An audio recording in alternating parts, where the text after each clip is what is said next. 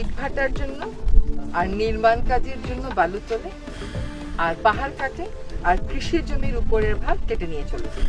কৃষক রাতে ঘুমিয়ে পড়ে, সকালে উঠে দেখে তার জমির মাটি নেই। এইরকম ভয়ঙ্কর অবস্থায় আমরা চলে গেছি। এই ভয়ঙ্কর অনিয়মগুলো অনেক দিন জমা হয়েছে, এখন একদম চরম পর্যায়ে পৌঁছে গেছে।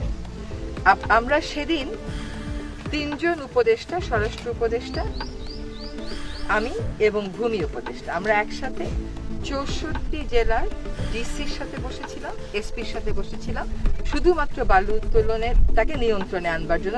এবং সেখানে আমরা 10 দফা নির্দেশনা স্পষ্ট করে দিয়েছি যে বালুমহল নিয়ন্ত্রণ আইন এবং বিধিমালা অনুযায়ী যেই সার্ভে করে দেখার কথা বালু আছে কিনা, সেই সার্ভে দেখা যায় 10 বছর আগে। 10 বছর পরে আর ওখানে বালু নাই, তাও ওই একই জায়গায় ইজারা দেওয়া হচ্ছে, আর যে ইজারা পাচ্ছে সে গিয়ে পাশের জায়গা থেকে বালু দিচ্ছে। আমরা বলেছি নতুন করে এই সার্ভেগুলো করতে হবে, তাদেরকে নিয়মিত অভিযান করতে হবে। তাদের একটা যুক্তি হচ্ছে যে আমরা দিনের বেলা অভিযান করি, এখন ওরা রাতের বেলা করে।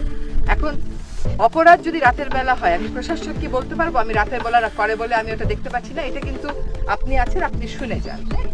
এটা ডিসি সাহেবদেরকে একদম স্পষ্ট নির্দেশ দেওয়া হয়েছে। এবং এই বছর যে কটা বালু